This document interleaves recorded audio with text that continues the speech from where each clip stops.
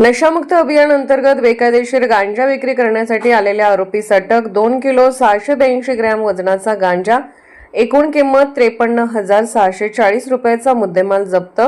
सांगली शहर पोलीस ठाण्याची कामगिरी। माननीय पोलीस अधीक्षक संदीप घुगे सो, माननीय अपर पोलीस अधीक्षक कल्पना बारवकर यांनी सांगली शहर पोलीस ठाणे हद्दीत अवैध अंमली पदार्थ विक्री करणारे व वाहतूक करणारे यांची माहिती काढून त्यांच्यावर कारवाई करण्याचे आदेश दिल्याने माननीय उपविभागीय पोलीस अधिकारी श्री संदीप भागवत यांच्या मार्गदर्शनाखाली पुढील प्रमाणे कारवाई केली आहे।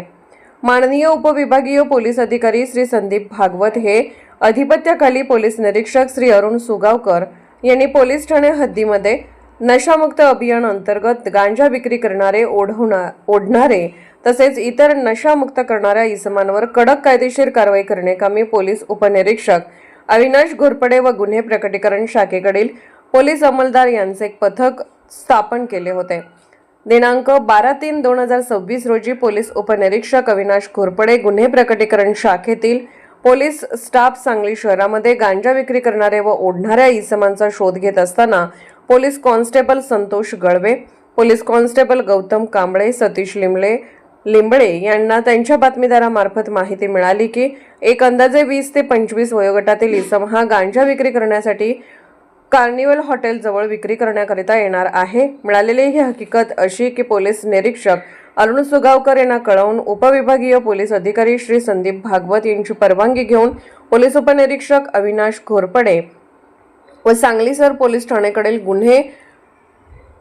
प्रकटीकरण शाखेतील पोलीस अंमलदार हे छाप्यासाठी लागणारे साहित्य 2 पंच असे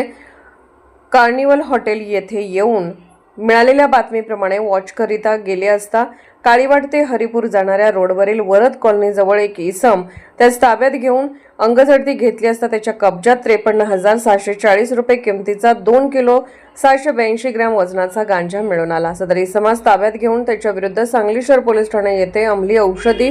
द्रव्य व मन प्रभावी पदार्थ अधिनियम 1985 चे कलम 8क-20ब-2ब प्रमाणे गुन्हा दाखल करून तपास कामी अटक करण्यात आली आहे। सदर गुन्ह्याचा पुढील तपास पोलीस उपनिरीक्षक प्रमोद खाडे करत आहेत।